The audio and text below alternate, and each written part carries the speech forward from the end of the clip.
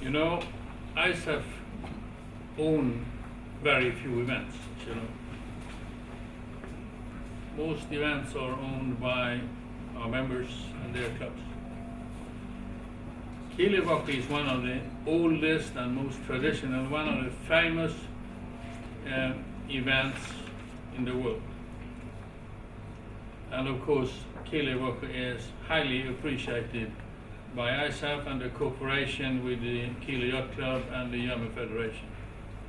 Was kann der Kieler Yacht Club, was können wir als Organisation der Kieler Woche zu den Zielen der ISAF beitragen, im Sinne zum Beispiel weltweiter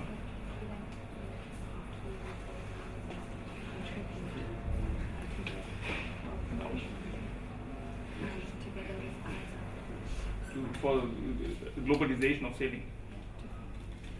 Well, I think that we talked about that on the boat today. Yeah. You have a fantastic setup here of learn to sail, sailing school with optimists and other levels, which I think is absolutely on the top, on the front level of development.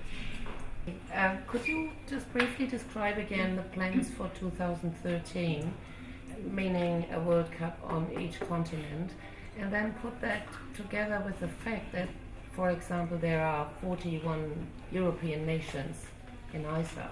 So if you look at it country-wise, there should maybe be more World Cups on the European continent than on other continents, because you have a lot more countries on one continent than on the other. Does that play any role in your consideration? First of all, as I said, we must demonstrate to the IOC we're a global school. Secondly, we already talked about the democracy in ISAF, and 41 European nations will certainly have an impact on what the decision making in ISAF. Will there be any effort from ISAF to help the Brazilians for starboard for in an 11th gold medal, or especially for something like that? We had it in Athens 2000. I know the political pressure that has been put on by the Brazilian organizing committee.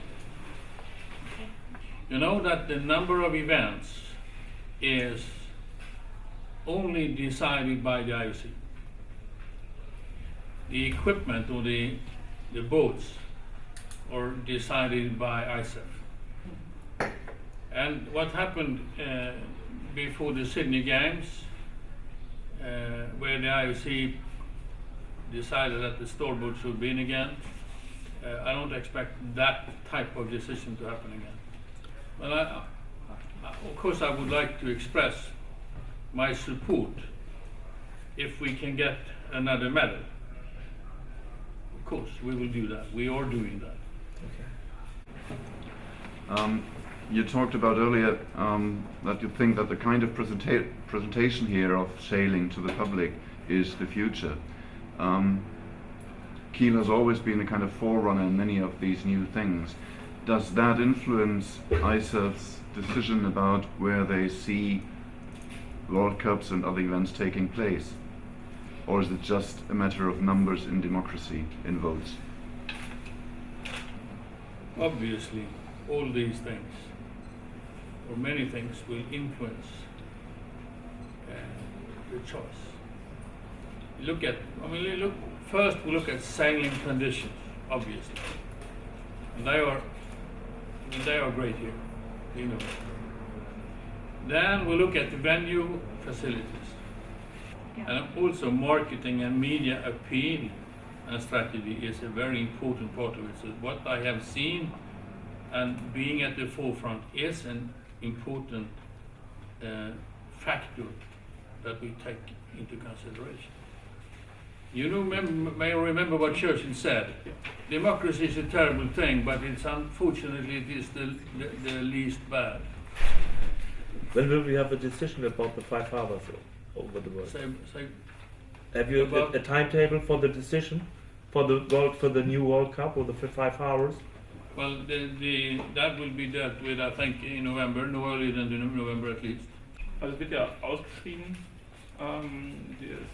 Ausschreibung liegt. Ja, die Ausschreibungspapiere, Unterlagen liegen noch nicht vor. Wir wissen von Charlie Cook, dass praktisch in den Fachgremien diese Ausschreibungsunterlagen derzeit finalisiert werden. Und auf der Basis beurteilen wir dann auch unsere Chancen bzw. das Investment, was damit verbunden ist. Aber wann gibt es aus eurer Sicht eine Entscheidung, diese Häfen zu benennen? Im November oder was?